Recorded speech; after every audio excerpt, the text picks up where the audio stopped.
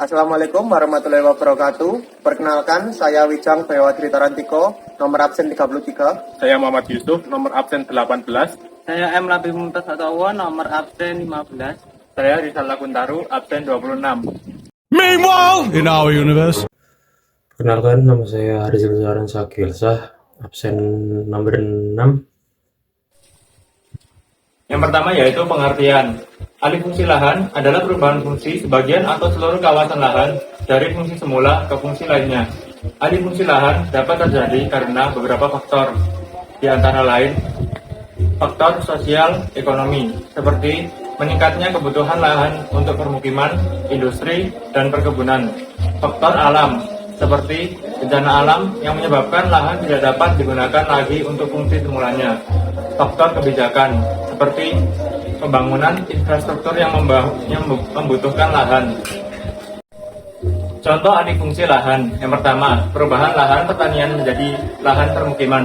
Yang kedua, perubahan lahan hutan menjadi lahan perkebunan. Yang ketiga, perubahan lahan rawa menjadi lahan pertanian. Yang keempat, yaitu perubahan lahan kosong menjadi lahan industri. Yang kedua adalah analisis alih fungsi lahan. Kami mengambil contoh alih fungsi lahan dari yang awalnya bukit dialih fungsi lahankan menjadi perumahan. Kalian bisa melihat tempatnya sebagai berikut.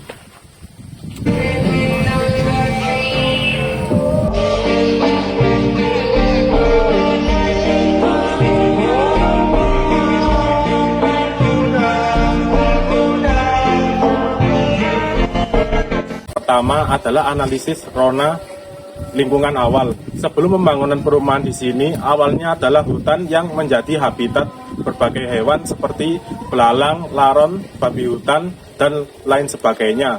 Sedangkan kondisi interaksi masyarakat di sini masih minim pada saat itu.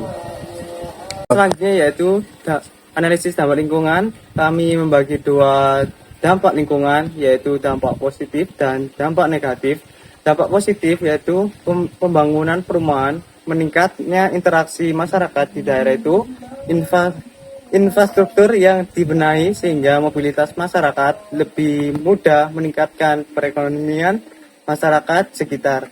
Terus yang kedua yaitu adalah dampak negatifnya, hilangnya habitat bagi sebagian hewan yang hidup di sekitaran. Terus yang selanjutnya yaitu berkurangnya daerah resapan air di daerah itu. Yang selanjutnya yaitu adalah pengolahan limbah rumah tangga yang tidak kurang terkendali. Terus yang selanjutnya rawan terjadi longsor di daerah tanah miring, contohnya seperti di sini. Selanjutnya, analisis mitigasi daerah tersebut. Untuk yang pertama, menanam pohon di daerah sekitar perumahan agar resapan air menjadi lebih baik. Yang kedua, menggunakan teknologi pengelolaan limbah rumah tangga.